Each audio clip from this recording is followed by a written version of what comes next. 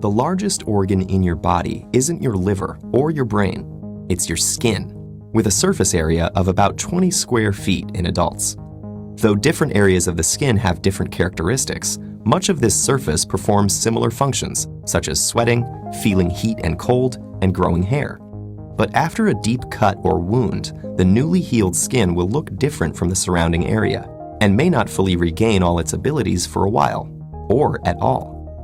To understand why this happens, we need to look at the structure of the human skin.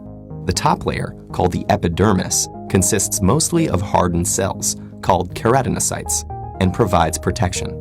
Since its outer layer is constantly being shed and renewed, it's pretty easy to repair. But sometimes a wound penetrates into the dermis, which contains blood vessels and the various glands and nerve endings that enable the skin's many functions. And when that happens, it triggers the 4 overlapping stages of the regenerative process.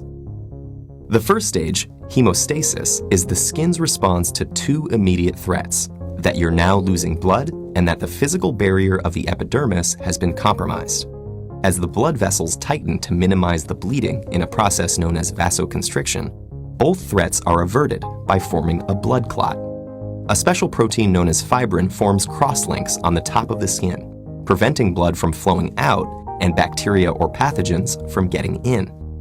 After about 3 hours of this, the skin begins to turn red, signaling the next stage, inflammation. With bleeding under control and the barrier secured, the body sends special cells to fight any pathogens that may have gotten through.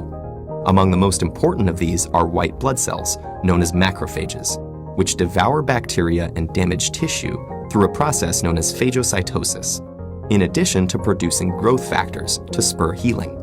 And because these tiny soldiers need to travel through the blood to get to the wound site, the previously constricted blood vessels now expand in a process called vasodilation. About 2 to 3 days after the wound, the proliferative stage occurs, when fibroblast cells begin to enter the wound. In the process of collagen deposition, they produce a fibrous protein called collagen in the wound site, forming connective skin tissue to replace the fibrin from before. As epidermal cells divide to reform the outer layer of skin, the dermis contracts to close the wound. Finally, in the 4th stage of remodeling, the wound matures as the newly deposited collagen is rearranged and converted into specific types. Through this process, which can take over a year, the tensile strength of the new skin is improved, and blood vessels and other connections are strengthened. With time, the new tissue can reach from 50 to 80% of some of its original healthy function, depending on the severity of the initial wound and on the function itself.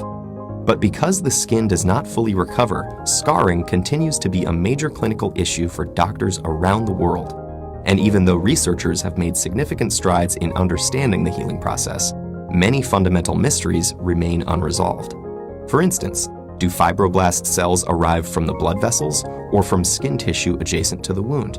And why do some other mammals, such as deer, heal their wounds much more efficiently and completely than humans? By finding the answers to these questions and others, we may one day be able to heal ourselves so well that scars will be just a memory.